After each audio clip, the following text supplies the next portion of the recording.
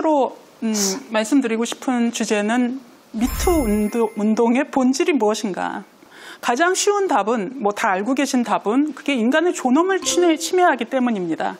겁박에 의해서 함으로써 고통을 주고 모욕감을 느끼게 하고 불효감을 느끼게 하고 이거는 그만둬야 되는 일인 거죠. 존엄을 침해하기 때문에 나쁜 겁니다.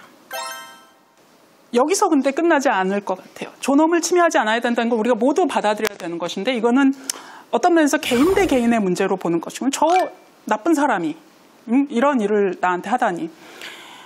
그래서 어떤 피해자분은 이거 정신이 온전치 않은 사람들이 이런 짓을 하고 그러니까 이 문제를 그런 사람들은 이제 직장이나 조직에서 제거해야 된다. 이런 쪽으로 몰고 갈 수도 있는데요.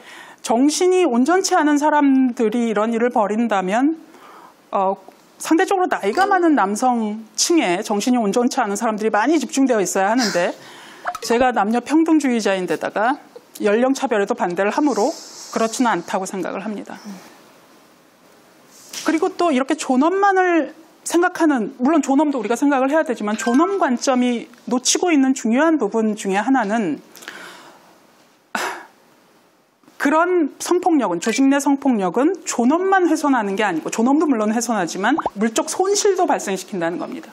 많은 경우 조직 내 성희롱의 피해자들은 그냥 조용히 조직을 떠납니다. 왜냐하면 문제 제기를 해봐도 우리가 알다시피 2차 가해의 대상이 되고 문제가 해결되지도 않고 일자리를 잃게 되는 것이죠. 미국에서 연구가 된 내용을 하나 말씀드리면 가설이 2개가 있는데요. 조직 내 피해자가 되는 사람들이 이제 취약한 피해자 일어나고, 그러니까 취약할수록 그런 괴롭힘에 노출되기 쉽다는 거죠. 두 번째는 권력 위협 모델입니다. 그러니까 그러니까 완전히 취약한 여성들이 아니고 어느 정도 지위를 가지고 남성 일자리와 지위에 위협을 가할 수 있는 그런 여성들이 보통은 더 심한 성폭력의 대상이 된다는 그런 이론입니다.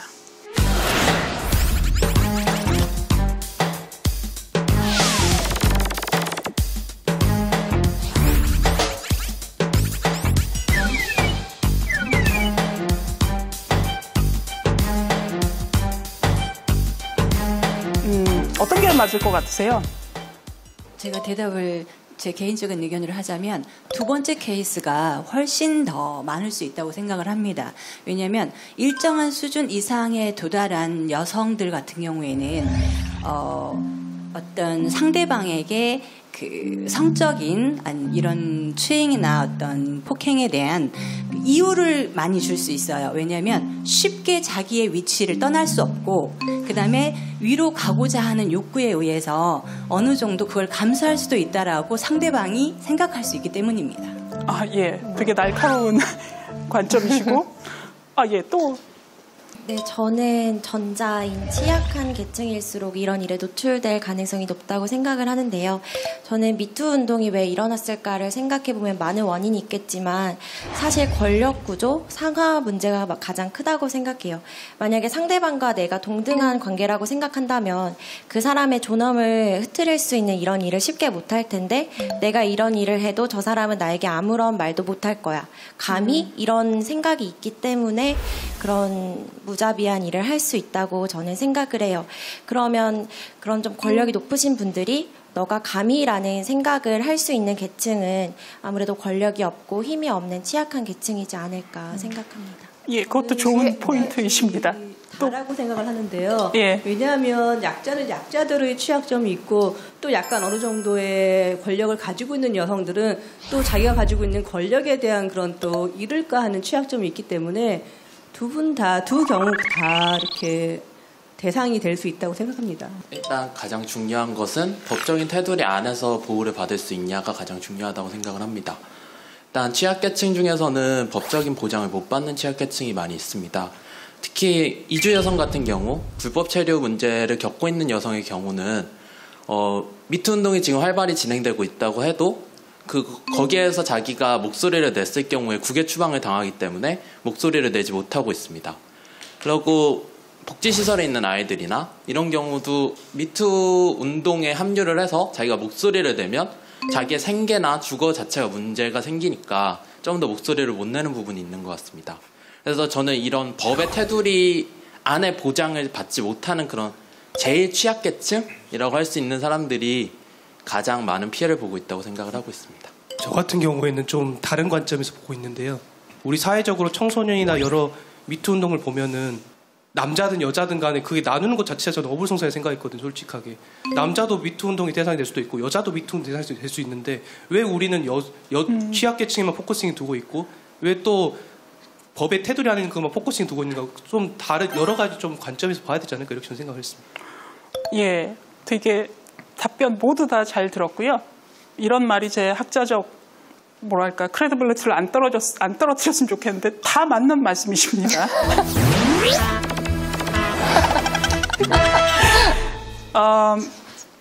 미국과 같은 경우에는 지금 처음에 말씀해 주신 분의 이론이 많습니다. 왜냐하면 미국에는 상대적으로 고위직에 진출한 여성들이 많고요. 남성 지위에 대한 잠재적 위협자로서의 여성이 더 이상 진출하지 못하도록 하기 위해서 동료로 취급을 하지 않는 거죠. 그런 행위를 한다는 거는. 그냥 여성을 낮은 지위에 두기 위해서 그런 일을 한다는 것이고, 우리나라 같은 경우에는 양쪽 다 문제가 될 수 있는데, 문제는 뭐냐면 우리나라에 그렇게 고위직까지 갈라서 위협을 할 만한 지위에 있는 여성들이 그렇게 많지 않습니다. 그러므로 우리나라에는 그 두 개가 다 관여가 될 수 있고요.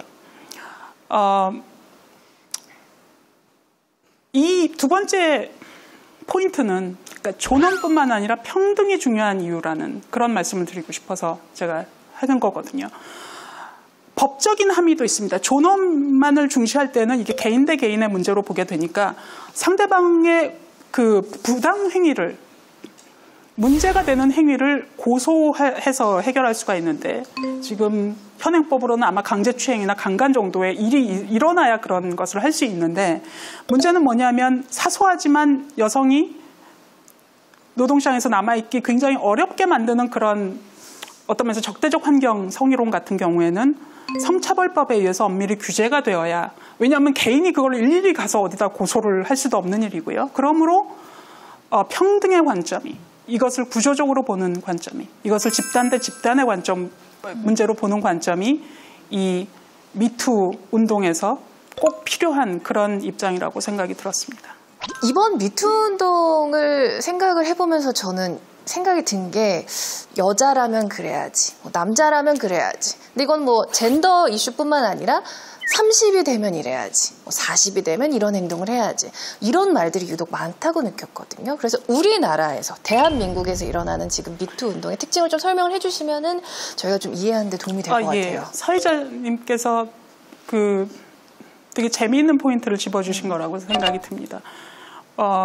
정말 많습니다. 우리나라의 특징이라고 말씀을 하셨는데, 그 원인은 사회학적으로 분석을 하려면 굉장히 엄밀한 이론으로 말씀드리기는 어렵고, 우리가 좁은 데서 굉장히 모여 살다 보니 남에게 상당히 많이 관심을 가지게 되었고, 뭐 농경사회 때부터 집락을 이루어서, 그러니까 미국과 같은, 뭐 서구와 같은 개인주의가 발전하기에는 조금 환경이 나빴다. 하지만 그거를 감안하고라도 우리가 타인에 대해서 몇 살 때는 멸하고, 여자는 이래야 되고 남성은 이래야 되고, 이런 식의 표현이 너무 많죠. 보통 우리가 젠더를 사회적으로 구성된 성이라고 봅니다. 이 섹스는 그러니까 생물학적인 성이고요. 이 생물학적인 성에 기반해서 발생한 여러 가지 상호작용들이 사회적 관계로 굳어지고, 그에 의해서 어떤 규범이 형성되는 것을 우리가 젠더화 된다고 얘기를 할 수가 있는데, 저는 한 3가지 차원에서 우리가 서구와 좀 다르다고 생각을 하는데요. 일단은 유교 문화의 전통이 너무 깊이 남아 있습니다. 그거는 부인할 수 없을 거고요. 보통 남녀 간의 우위를 정해놓은 이론이잖아요. 예를 들어 남자는 하늘이고 여성은 땅이고. 두 번째는 권위주의 정권의 영향입니다. 그러니까 그런 유교 문화가 더욱더 권위주의적으로 고착화될 수 있는, 그러니까 남의 인생에 대해서 관여하고 심지어 망쳐놓는 게 별로 그렇게 문제시되지 않는 이상한 문화도 만들어낸 것 같고요. 세 번째는 이에 대항하는 저항운동의 특성인데요. 물론 우리나라 여성운동이 많은 그 노력을 했고 굉장히 여성의 지위를 높이는 데 크게 기여한 건 사실이지만 서구 여성 운동은 참정권 운동에 기반을 해서 조금 더 급진적인 내용으로 구성이 됐던 것 같아요. 1913년 6월 4일 뜨거운 함성과 열기 속에 영국 최고의 축제였던 경마 경주가 열리던 바로 그때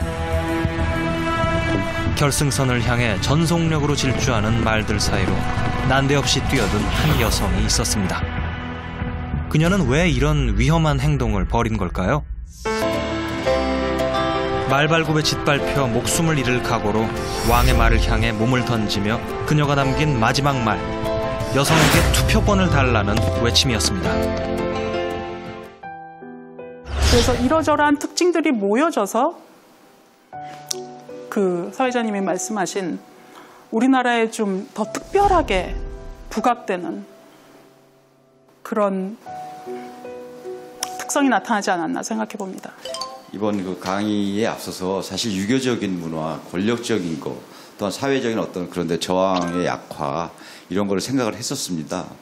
근데 또 한 가지는 그 유교 정신 중에서 예전에 교육을 받을 때 남녀 질서 부동석이라는 그런 교육도 분명히 받았음에도 불구하고 그런 게 어느 정도 좀 안정적으로 됐어야 되는데 필 20세기 이전에라도 좀 나와서 뭔가 좀 빨리 좀 진척이 됐으면 좋겠는데 이제 와서 이런 문제가 돼가지고 사회적인 뭐 이슈가 되고 그랬는데 그에 대한 어떤 가장 그 사회학적인 그 가장 그 핵심적인 원인이 뭐라고 생각하시냐 뭐 듣고 싶습니다. 예. 예. 최고로 어려운 질문을 해주신 것 같은데요. 이제 미투 운동이 우리나라에서 굉장히 강하게 나타난 것은 사실인데 서구에서도 없지는 않았죠. 심지어 미국 헐리우드 같은 데서도 있었던 거니까. 뉴욕타임스 보도로 미 영화계 거물의 성추문이 세상에 알려지며 파문은 걷잡을 수 없이 커졌습니다. 안젤리나 졸리, 기네스 펠트로 등 할리우드 여배우들의 폭로가 쇄도했고 가수들부터 유명 제작자들까지 흰 장미 한 송이를 들거나 가슴에 달고 미투 운동에 연대를 표했습니다. 그러니까 우리만이 너무나 이상하고 다른 나라는 다 잘하고 있는데 이런 건 아니라는 말씀. 이 남녀 간의 규범, 젠더화된 규범은 전 세계적으로 아직 강고하게 남아있고요. 우리가 조금 더 심하다고 생각을 합니다. 그 원인이 무엇이냐. 저는 말씀하신 내용의 핵심이 노동시장에 있다고 생각을 합니다. 왜 그러냐 하면 물론 다른 분야에서의 젠더 불평등, 성불평등이 덜 중요한 건 전혀 아닙니다. 다 중요한데 그 문제를 해결하기 위해서는 노동시장에 참여를 해서 예를 들어 경제적인 지위를 확보하고 그 가정 내에서도 어떤 위치를 가질 수 있어야 되거든요. 성별 격리돼서 낮은 임금밖에 못 받거나 아니면 실업 상태에 있게 되면 역시 집으로 돌아와서 생계부양자인 남성에게 의존을 하게 될 수밖에 없고요. 그런 남성을 얻지 못하거나 잃게 되는 상황에서는 빈곤의 늪에 빠지게 됩니다. 그러니까 노동시장에서 일어나는 일이 가정에까지 심대한 영향을 미치고 공사 양쪽 분야에서 좀 종속된 지위를 벗어나기 힘들게 되는 것이죠. 우리나라 여성운동이 70년대에 노동운동을 주도한 적이 있었습니다. 실제로는 여성의 조직률이 더 높았고요. 그 노동집약적 중화학공업화가 아닌 경공업 중심의 그때 굉장히 많은 희생이 있었습니다. 여성 노동자들의. 근데 그게 이제 여성운동과 맞물려 가지를 못하고 그 이후에 우리가 중화학공업화를 시작을 했죠. 그래서 여성들 대부분이 많이 집으로 돌아갔습니다. 그러니까 노동시장을 떠난 거고 중화학공업화가 되면서 보통 핵심 남성 노동자, 생산직 노동자들이 많이 생겼고요. 다음에 여성들이 노동시장으로 돌아오지 못한 것 같습니다. 한 반 정도가 돌아왔고요. 보통 노동시장에서 동일한 지위를 얻기 위해서는 이제 대졸 이상의 남성들은 관리직으로 진출을 했지만 대졸 이상의 여성들이 지금 많이 진출을 한다고 하지만 보통은 비정규직으로 시작하는 경우도 많고 또 정규직으로 들어갔다 하더라도 중간에 우리만이 유일하게 M자 커브를 그리는 나라여서요. 경력 단절이 일어나서 다시 비정규직으로 돌아가거나 아니면 대졸 이상인 경우에는 비정규직으로 돌아가지도 않습니다. 왜냐하면 생계부양자 파트너가 웬만큼 돈을 벌기 때문에 보통 노동시장에서 떠나게 되죠. 그래서 이 악순환이 끝이 안 나는 것으로 생각을 합니다. 그래서 말씀해 주신 문제를 해결하기 위해서는 굉장히 거시제도적인 노동시장의 평등을 제고하는 정책, 그다음에 육아를 사회가 분담해주고 또 남녀 평등하게 가사를 혹은 양육을 할 수 있는 그런 제도들을 만드는 것이 필요하겠죠. 저는 그런 면에서 이번 일을 계기로 저는 노동시장에서의 평등을 제고하는 그런 일에 남녀 모두 좀 힘을 합쳤으면 좋겠다는 생각입니다. 저희 퀘스터 분들의 질문이 굉장히 날카롭죠, 교수님? 예, 너무 재밌고 좋습니다. 자, 그럼 계속해서 질문 받아보도록 하겠습니다. 키워드 들어주시면 교수님이 직접 또 찾아가서 질문에 대한 답변을 해주시겠습니다. 자, 높게 키워드를 들어주세요.